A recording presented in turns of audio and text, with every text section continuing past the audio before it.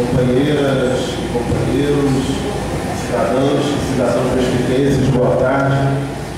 Meu nome é Everson, eu tenho 50 anos, cheguei aqui em Mesquita, na rua Josefina, no bairro Santo Elias, aos 6 anos de idade, em 1969, sou funcionário público do INSS da Agência Nova Iguaçu e produtor cultural. O PSOL, inicialmente, o Partido Socialista e Liberdade, quer primeiro parabenizar o Conselho Municipal de Saúde, através do seu presidente, mas de todos os seus membros, e parabenizar a vocês, membros de conselhos municipais da cidade de Mesquita. Quero também saudar aqui a companhia, né, dos demais candidatos que se fazem presentes, Tafarel, Ifran, Farid e Mauro. Quero, a exemplo do que aconteceu sexta-feira passada, lamentar as ausências de candidatos, porque eu acho que o compromisso com a democracia se faz com a presença e a explicitação de ideias, e nós do PSOL oferecemos uma alternativa à população de Mesquita para a prefeitura, que é uma alternativa, no nosso entendimento, para resgatar a autoestima e a esperança que foram criadas com a emancipação de Mesquita.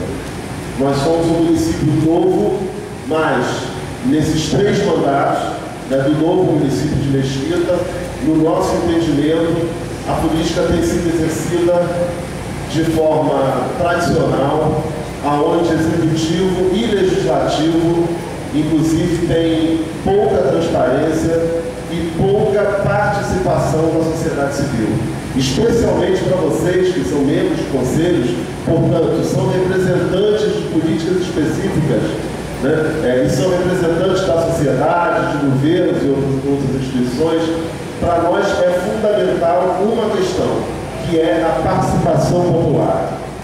Algumas questões entendemos como os princípios básicos, que deveriam ser óbvios e obrigatórios na política, como a ética, a transparência, a democracia. Aliás, hoje, nesse debate, é a segunda oportunidade que eu estou tendo durante toda a campanha de ter critérios de igualdade para a participação nas discussões políticas e apresentar um programa de governo. Mas, além da ética e da transparência, que deveriam ser óbvios e obrigatórios para todos, a participação popular, no nosso entendimento, é aquilo que pode ser um diferencial para a gente resgatar a nossa autoestima e a nossa esperança. Por quê? As soluções para os problemas de Mesquita, e nós vamos responder quando vier as perguntas específicas, as soluções não dependem de quem fala melhor, ou de quem é mais velho, ou de qualquer outro critério subjetivo. As soluções, do nosso entendimento, dependem da capacidade que o novo governante vai ter em estabelecer instrumentos para que o povo, para que a população de Mesquita participe do dia a dia da administração.